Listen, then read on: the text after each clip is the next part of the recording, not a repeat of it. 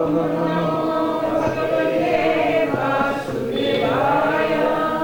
Namo Bhagavate Vasudevaya.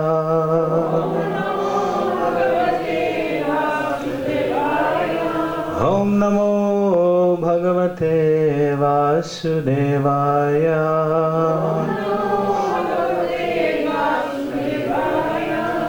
So reading from Bhagavad Gita as it is, chapter 9, text number 5. Nachamatstani bhutani asya me yogamashwaram bhuta brindacha bhutasto mamatma bhuta bhavana nachamatstani bhutani asya me yogamashwaram bhuta brindacha bhutasto mamatma bhuta bhavana nachamatstani bhutani asya me yogamashwaram bhuta brindacha bhutasto mamatma bhuta bhavana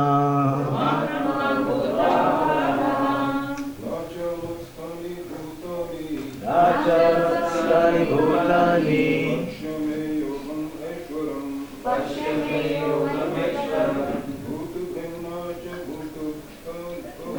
bhuta brindacha bhutasto mamatma bhuta bhavana nachamatstani bhutani asya me yogamashwaram acha bhutasto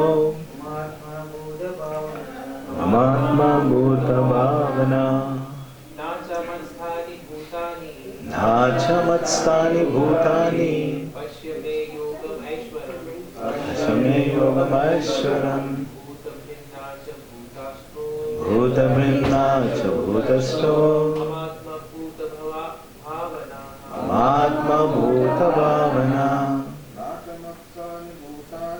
nachamatstani bhutani asya me yogamashwaram bhuta brindacha bhutasto mamatma bhuta bhavana nachamatstani bhutani asya me yogamashwaram bhutasto mamatma bhuta bhavana nachamatstani bhutani asya me yogamashwaram bhutanandasa bhutasto mamatma bhuta bhavana nachamatstani bhutani asya yogamashwaram bhutanandasa bhutasto mamatma bhuta bhavana. Okay, synonyms. Na, never. Cha, also.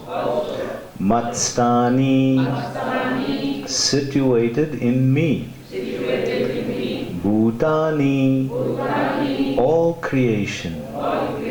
Pasya, just see. Just see me. May.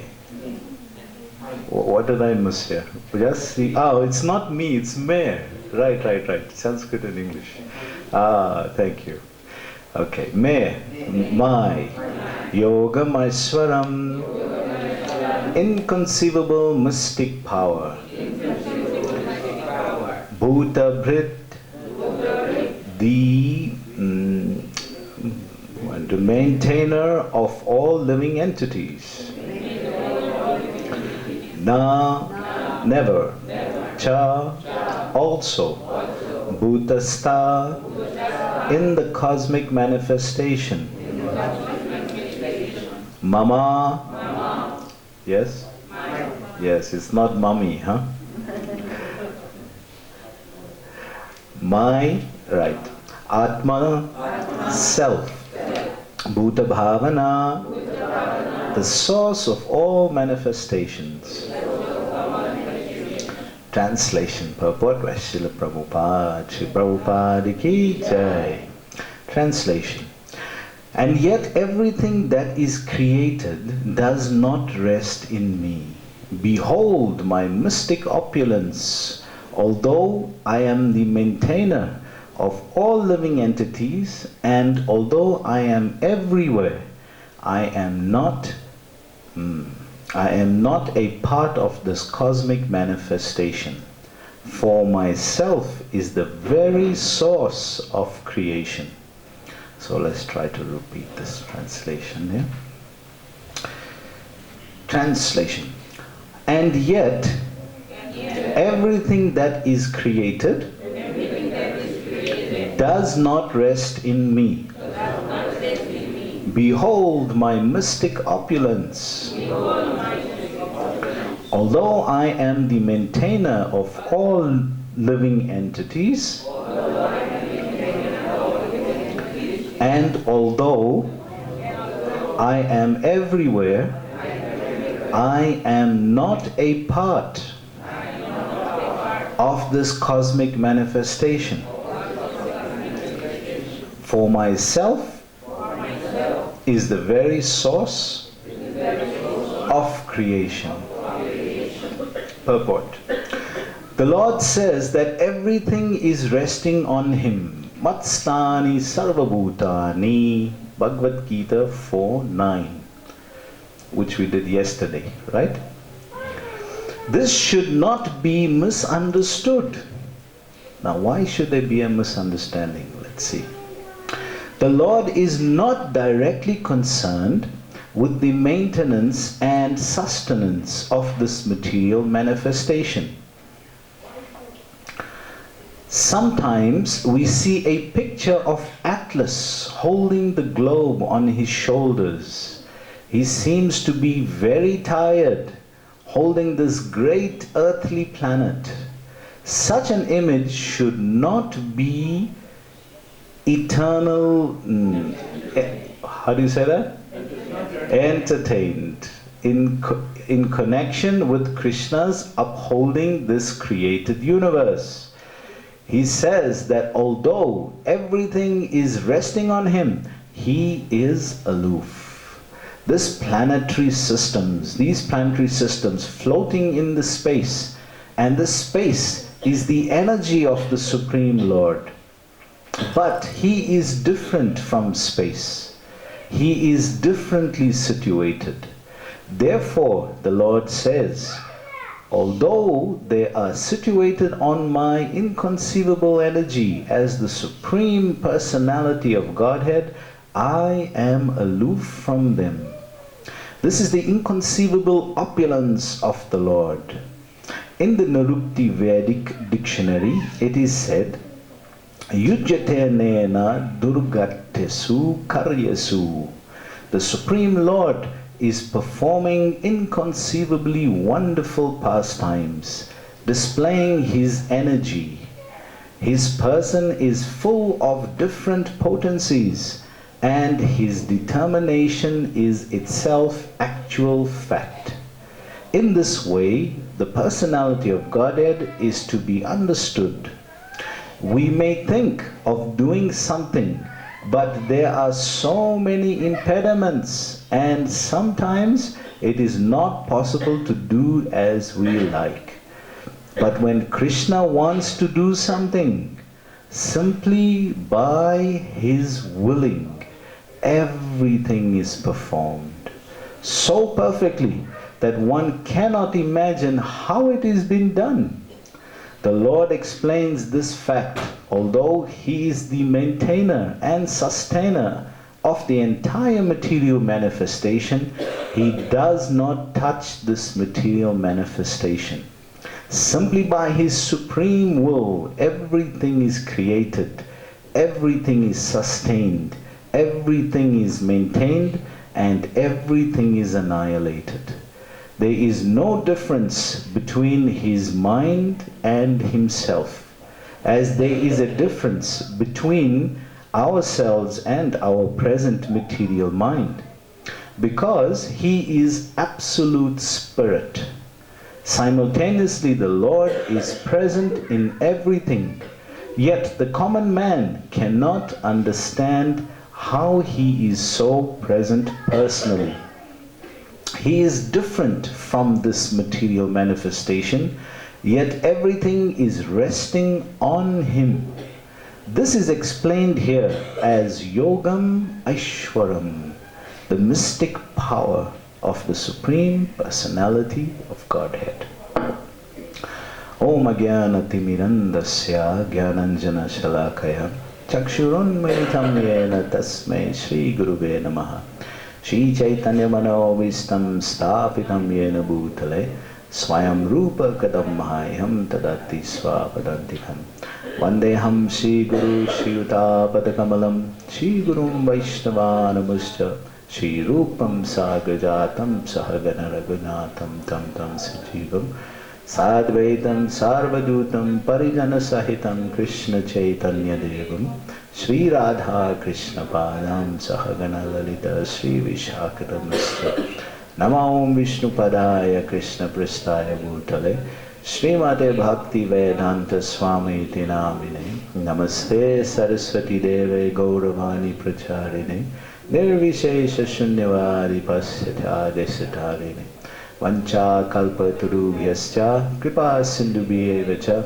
Patitanam Bhavinebhyo Vaishnavebhyo Namo Namaha Jai Shri Krishna Chaitanya Prabhu Nityananda Sri Advaita Gadadhar Sivasari Gaura Bhakta Vrinda Hare Krishna Krishna Krishna Hare Hare Hare Rama Rama Rama Hare Hare.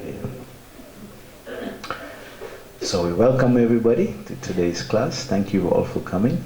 Though it's a little cold, but by the nectar of Bhagavad Gita, we will warm up the heart and the body and the mind.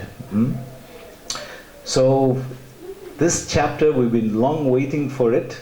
It's halfway through the Bhagavad Gita, and it's the most confidential knowledge. Krishna has described many different aspects of knowledge, but what he's describing here, like we see there on the chart up there, different themes that have been discussed, different aspects of things that he's been discussing, but now he's getting a chance to discuss something that he always wanted to, but he had to give some background knowledge.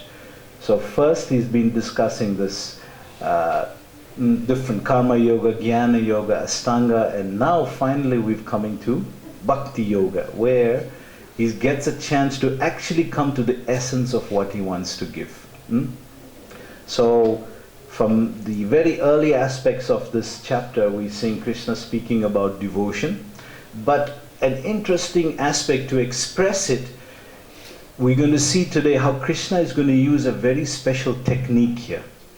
That technique is called contradiction, and it's a special alankar, a special beautiful aspect of Sanskrit or literature, when you present a negative or opposite point and yet to substantiate a positive point. We're going to see that aspect, keep it in mind. So what are we discussing today? We're in the middle there between 4 and 10. So what is basically that theme? You'd like to read up? What is between the second point?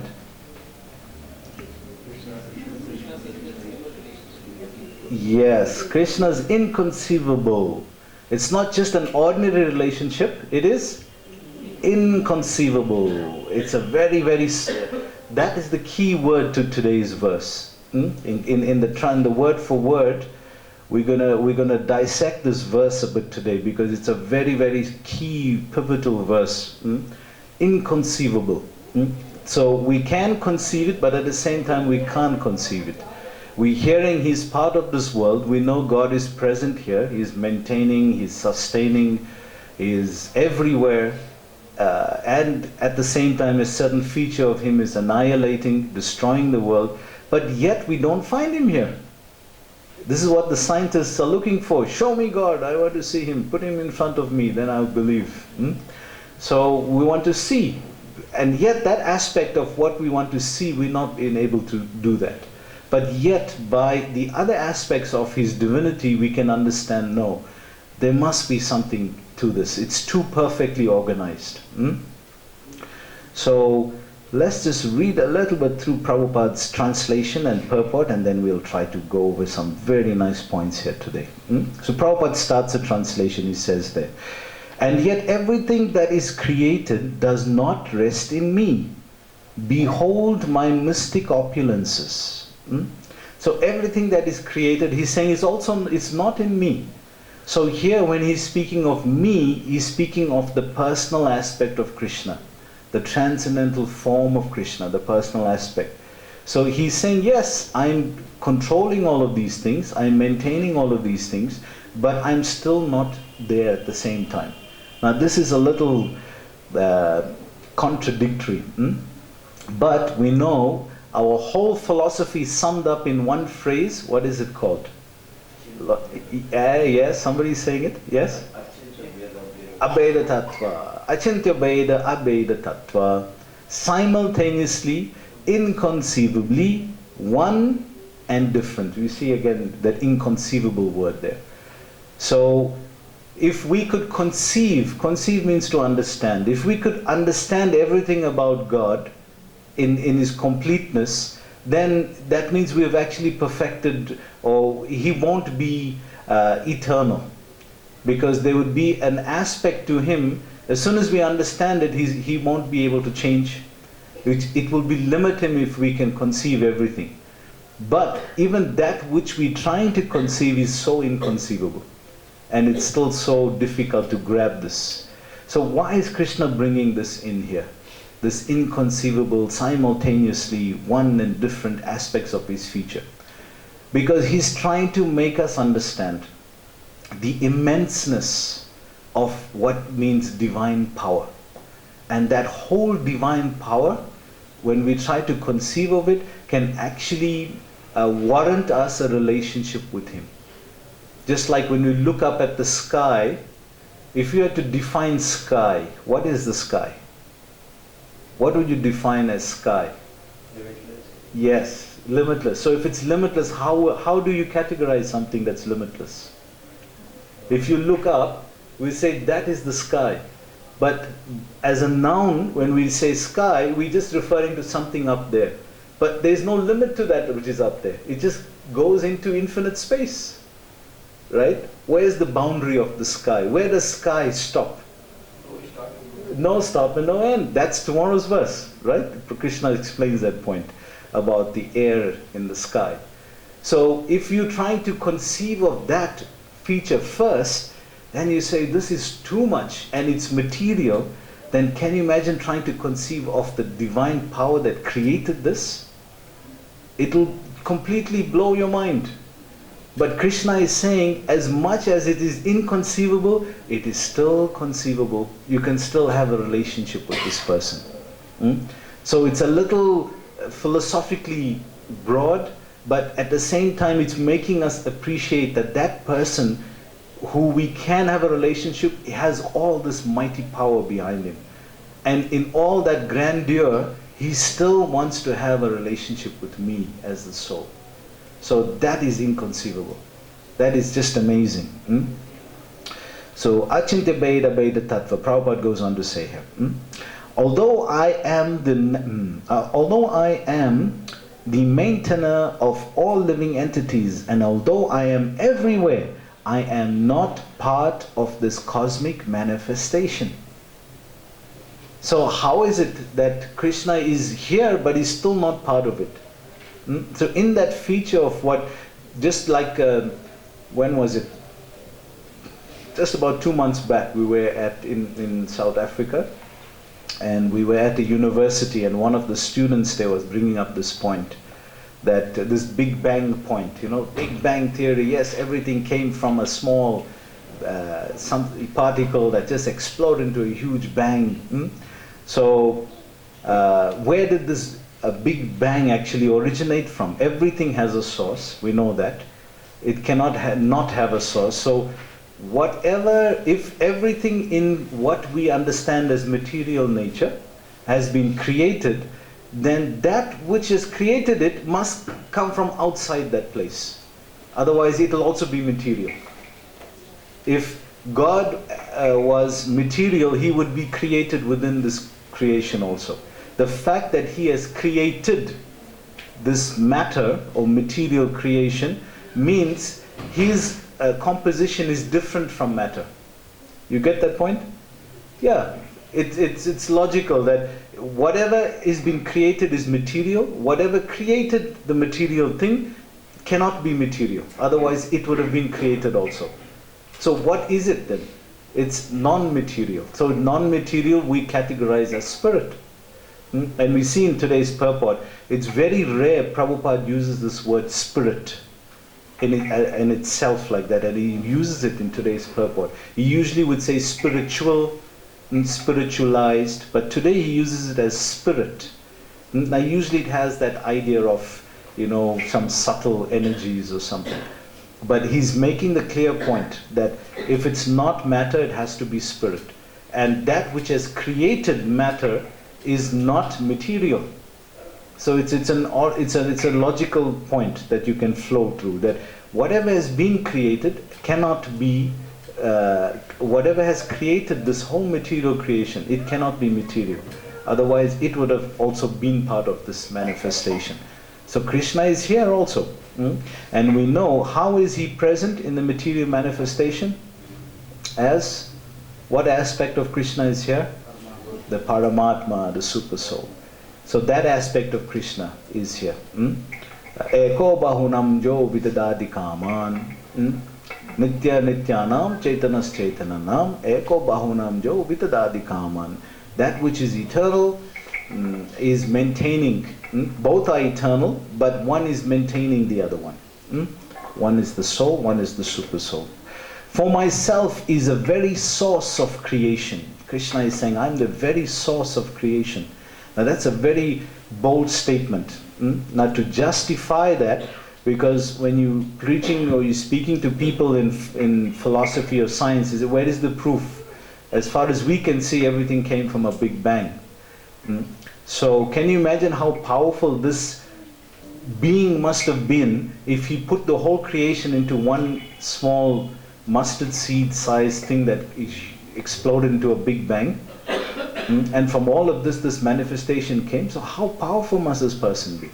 So indirectly Krishna is expressing his grandeur, but he's trying to tell you this that you're so impressed by and which is inconceivable, it's actually my creation. So can you imagine me as a person then? How amazing I must be. If my creation is so amazing, how amazing I must be. So that's the point. So if you're interested then this chapter reveals that this is the path in which to reach me. Krishna will give the path of bhakti then. So it's first giving us the fascination aspect and then saying, well, if you're fascinated by this, can you imagine how amazing person Krishna is as a personality? And you can have that relationship with Krishna. So he is the underlying, undefining aspect of creation. He's the one that sustains creation. Yet, he's beyond it. In his person, he's beyond it. So we discussed that point. So there's this aspect we're going to see just now of contradiction that he seems to be here, which is quite very, very interesting. So let's, yes. So this verses from 4 to 10 is discussing the inconceivable relationship with the material energy and Krishna. So I wanted to just go over a few verses quickly, and you can also refer to it in your Gita also. Maybe it will be better if you see it there, because you'll have the translations. So some of the verses in Bhagavad Gita that show us this aspect of Krishna's special feature, of his power, of his grandeur, and then of his ability to show us that we can actually have a relationship with him. So if we go to verse number 8, 7, 8. Chapter 7 and chapter 9 are very, very similar. So if you open to chapter 7, verse number 8, we're going to see something nice. We'll just read the translations because of time. So Krishna is saying here, O son of Kunti, I am the taste of water. Again here, manifested in the material world. How? As taste. Because you can't enjoy food if there's no saliva.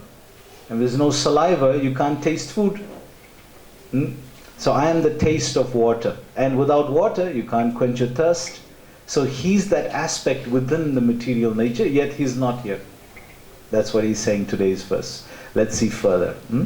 I am the taste of water, the light of the sun. Without the sun, you can see as it is, it's winter, right? So how it would be here? It will be very dark, cold. So he's that, the light of the sun. And the moon, because the moon gives taste to the vegetables. And the syllable Om in the Vedic mantras. I am the sound in the ether and the ability in man. Then the next verse, 9.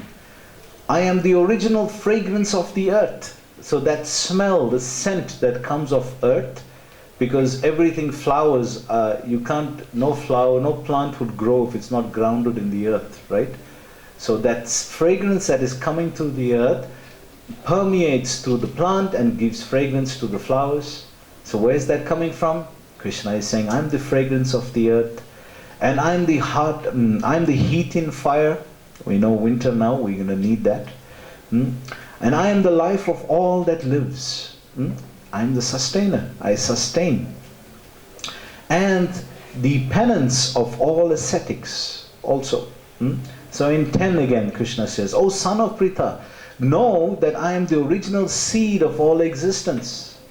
And nobody else has ever said this in Vedic literature so clearly and boldly like this.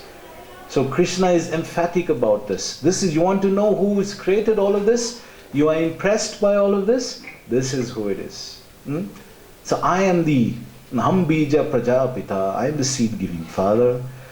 The intelligence of the intelligent. You are so intelligent to figure this out. You want to count the atoms and you figure out everything through the microscope. Who is giving you that intelligence to do that? To understand it? I am the intelligence of the intelligent. Krishna is saying here. And the prowess of all powerful men. That prowess I am giving you. Then in 11 it says, I am the strength of the strong. That strength that you're getting from grain, which I am sustaining you. Where is that coming from? That's coming from me. I am the strength of the strong, devoid of passion and desire. I am sex life which is not contrary to religious principles. O Lord of Bharatas, Arjuna.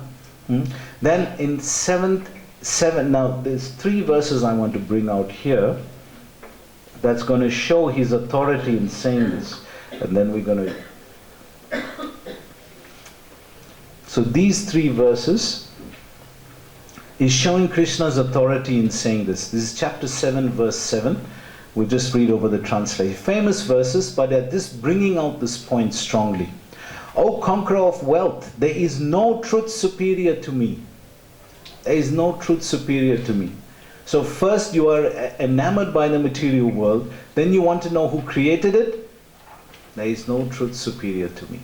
If there was, I would have told you, Arjuna, but that means this feature that is speaking to you, there is no truth superior to this. Aham savasya prabhavo. Everything is emanating from me. Everything rests upon me as pearls are strung on a thread. Just like a pearl, a neck like this garland. Do you see the string here? So without the string, would this garland be, would the flowers hold together? It won't. Just like that, Krishna is saying, you don't see it, but I am actually here in this feature. Let's see and then in 10.8, one of the Chatur Slokis, famous one, I am the source of all spiritual and material worlds. So you want to know who created this world? You are impressed with this world? I am created it. So this is chapter 10 verse 8. I am the source of all spiritual material worlds. Everything emanates from me. So you want to know where this has come from? There it is. The wise who perfectly know this. If you have to be intelligent about this. The wise who perfectly know this engage in my devotional service and worship me. So if you wise, you'll engage in Krishna's service and worship him with all their hearts. Then that reference is slightly wrong there. It's actually 15:6. In chapter 15 verse 6 is a very, very powerful verse also. The supreme abode of mine is not illuminated by the sun or moon, nor by fire or electricity. Those who reach it never return to this material world. So that which sustains this material world is different elements there. Here it's material elements, there are spiritual elements. So you don't need electricity and things. Here we need it, right? No hot water, no geyser, big problem in the morning, right? But there, no problem. It's not the same elements that we need there. And then in chapter 15 verse 19, this is the last one. Chapter 15 verse 19 is Purushottam Yoga. Krishna is saying here, one who knows me as Purushottam, that means as a person. He has personality, he is a person. If you know me as this, he is the knower of the 3 Vedas. He's somebody who knows the Vedas. So all of you here know Krishna, all of you know the 3 Vedas. So Prabhupada starts a purport. He says here, the Lord says that everything is resting on him. Matstani sarvabhutani, 9.4. This should not be misunderstood. Now why does Prabhupada say misunderstood here? Why does he say misunderstood? Let's see the Sanskrit there quickly. What is the first line of the Sanskrit? Nacha matstani bhutani. Today's verse. What's the first line? Nacha matstani bhutani. Now turn one page back to yesterday's verse. What is the third line of yesterday's verse? Anybody? Matstani bhutani. Yesterday he's saying Matstani bhutani. Today he's saying Nacha matstani bhutani. Now what's happening here? Yesterday he's saying Matstani bhutani. Everything is resting on me. And today he's saying Nacha matstani bhutani. It's not on me. Now we are confused. What do? Prabhupada, please explain. So how do we understand this point now? Yesterday Krishna clearly says that 4th verse, right? Verse number 4 in the 3rd line, Krishna is clearly saying there, Matstani sarva bhutani. And today, next verse, 1st line, Krishna is saying, Nacha matstani bhutani. So how, this is a contradiction. So how do we understand this? That is all things right. So in today's verse then, so how to understand this contradiction? So by contradiction, we can raise to a higher level of understanding. This is a special alankar, beautification of scripture. That when there's a contradiction, how it can be clarified gives us like a thrill when it is clarified. Because right now it's confusing, right?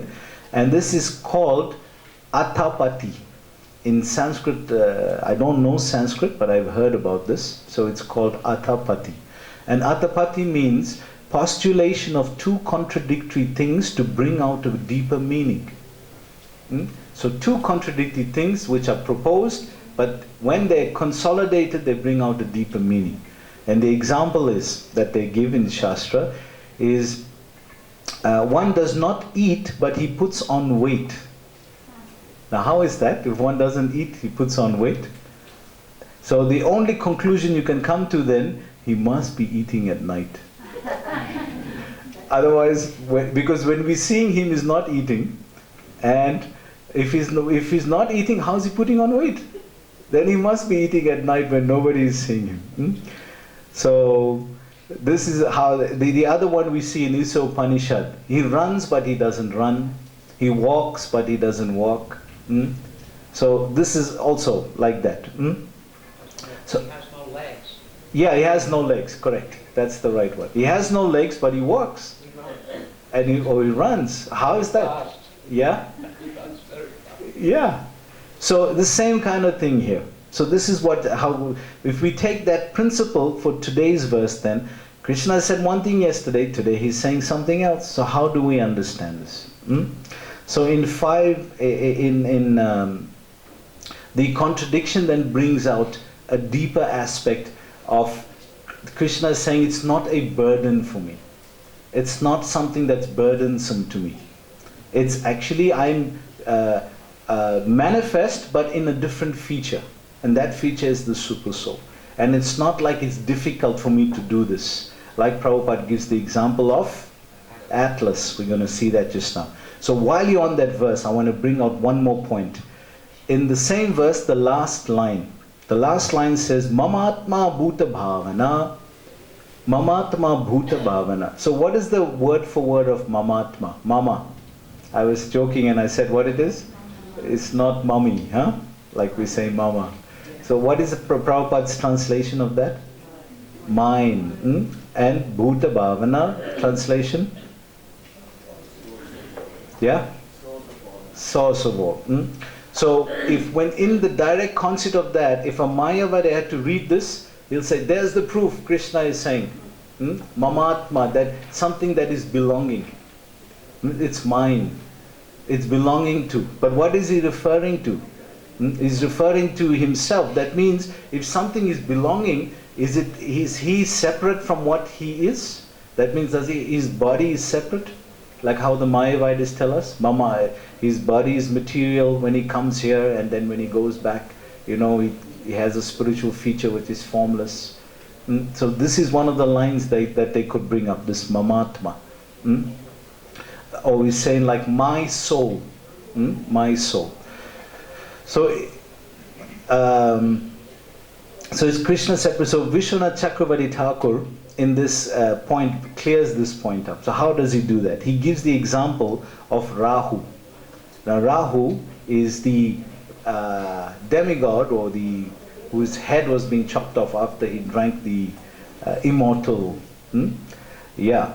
So he explains that Rahu's head.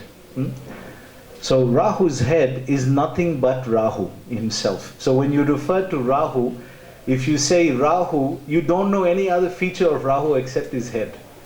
So it's not like his head is separate from his body or anything like that. If you refer to Rahu, you're meaning only that person which you understand as the head. But yet we know he's a full person that exists. So that Mamatma is described in that way. That it's not like a separate feature as such, it is Krishna. Just like if you say Rahu, you know, although it's just the head, but it's actually a full person there. Although we're just only seeing the head of that. So it's not like some higher aspect because Krishna has clearly said, I am the supreme, Aham Sarvasya Prabhavo, everything comes, there's no higher truth to me. So if there was a higher truth which was formless, Krishna would have told Arjuna. But he's saying there's no higher truth to me. We're going to see also just now, we'll clarify that a little bit more. Sure, I wish we had more time. Yeah, so Prabhupada says here, the Lord is not directly concerned with the maintenance and sustenance of this material manifestation. So he does it by his the super soul. Sometimes we see a picture of Atlas holding the globe on his shoulders. He seems to be very tired, holding this great earthly planet Such an image should not be entertained in connection with Krishna upholding the creation of this universe, this created universe. He says that although everything is resting on him, he is aloof. The planetary systems are floating in space, and the space is Krishna's energy. So we're going to see this quickly. What is this Atlas feature Prabhupada is speaking about? So Atlas, for those of you who don't know, come from the Greek tradition. So Atlas was one of the Greek gods or titans of the Greek tradition. Maybe somebody would have a little more information on him. But he was known as somebody who lifted up the earth. But if you just, I'm sure those of you who did geography in school, you had a book called the Atlas. Yes, so that is the whole maps of all of the whole world, right?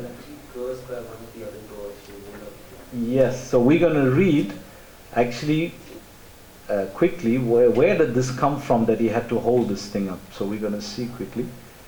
So this is Atlas, right? This is the Atlas that we know of in geography, that hold the globe of the planet, and the book that has all the maps of the planet. Book Atlas, and then there's the person Atlas also. So this is like the maps of the world which you find in the Atlas. But this is the person Atlas, and you see him there holding up, trying to hold up the globe, carrying it on his shoulders. Like Prabhupada said, he looks very tired doing this. Now, a very interesting point. Think about this. If he is holding the globe up, what is he standing on? What is he standing on? Anybody could say? Nobody thought about that one, huh? So what is he standing on? So here's him here holding the globe up. But what is he supposed to be standing on? But Krishna is saying, I pervade everything. By my different features, by my different universal managers, the demigods, and my universal feature, I pervade everything. So we see this feature of Krishna pervading everything, Bhagavad Gita, and from him everything is emanating, both manifest and unmanifest. That manifest feature is the impersonal feature, which is coming from Krishna directly also. And we see the very interesting aspect of this, because Prabhupada also speaks about Krishna and his pastime. Wish we had more time to go through this. But in this particular Leela of Brahma, when Krishna confiscated the cowherd boys and the calves, then when he came back, each one of them changed to the forehand form of Vishnu. Very interesting. Why? Why that feature? Because that's the feature that Brahma can relate to as God. When he saw this little boy running with no shoes, with a little curd rice in his hand, how can this be God? So the same principle is being applied here. You're thinking, there must be no creator here, because you're using your intelligence trying to analyze. But if you see this feature of me, you'll think I'm just an ordinary person then. Like the Duskratinas make this mistake. Naradamas, they also make this mistake of thinking Krishna is just an ordinary person. So to teach Brahma that I'm not just an ordinary person, this is who you relate to as God, this is the feature I'll show you. Same principle we're analyzing here today.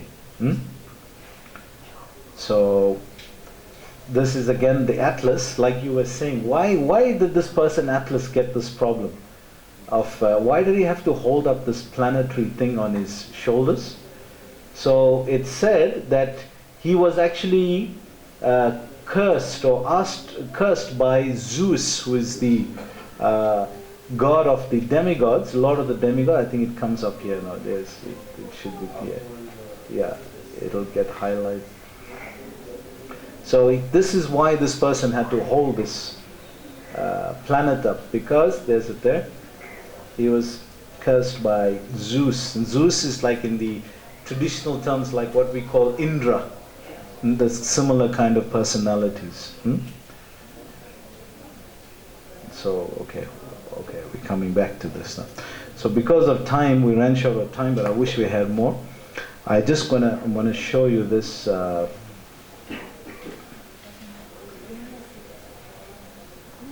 feature expressing Krishna as the Supreme.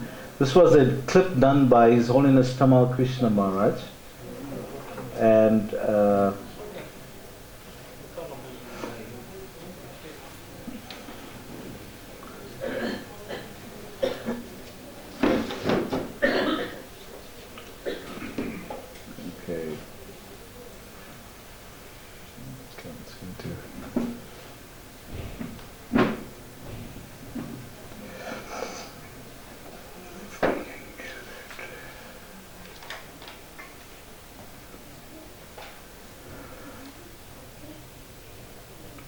okay, I'm trying to forward it quickly.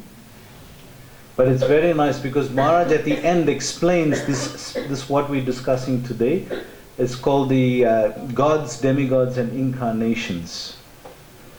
Okay, so something happened here. Let's see if we can find this.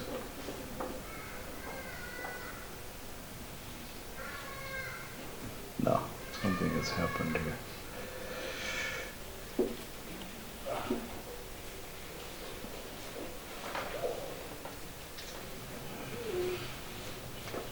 Okay, sorry, we got a mechanical fault here. Okay, anyway, something has happened here, it's not playing. Anyway, Maharaj was basically using those verses that we discussed earlier on, and he was expressing this point of Krishna being the Supreme Personality of Godhead, and how the different Vedic scriptures also bring out this point. So what we're learning today then, in summary, is although we see this grandeur of the material manifestation, we're trying to figure out who has created this. And until we appreciate that point, we'll appreciate Krishna in his feature of the little cowherd boy. Because we will make the same mistake Brahma made, we will make the same mistake Indra made, because they are analyzing externally. Like Krishna is saying, I'm giving you the intelligence, I'm maintaining, I'm doing all of this. But when it comes to relationship, then I hide all that feature, and I just you have an opportunity to connect with Krishna through a devotional relationship, and all of that grandeur is put aside. So it's a very special aspect of Krishna's nature that he's wanting to share, which we're going to hear in today's in this chapter. And it brings out more of this devotionalness, because now he's getting a chance to speak about it. Before he had to hint about it, something in the 7th chapter, but he couldn't express it enough because it was the beginning of the devotional aspect of the 7 to 12 chapters, what he wants to say. But now we're in the heart, in the very heart of the bhakti verses. And Krishna is not going to hold anything back. Now once he establishes that which we can relate to as powerful, as grandeur, as eminent, then once we understand that all of this has come from this little boy, wow, that's amazing. And this person is actually, we can have a relationship with this person, wow. Then you become humbled that in my so insignificant existence, that this enormous, gigantic, powerful, everything, 6 opulence person can actually have a relationship with me, and you become humbled. And then when you see that loving reciprocation from him in simple things that he's asking, like we're going to hear, fruit, flower, leaf, water, in namaskaro, offering obeisance, simple things like this that are attracting him, then when we have that experience with that, it really humbles the heart. It actually creates the proper foundation for loving relationship with him. So sorry this last one didn't work out, but anyway, we'll try and show it the next time. It's already 6, so we'll stop there. Anybody has any comments or questions? I think there's another mic around. Where is the other mic? Is it there somewhere?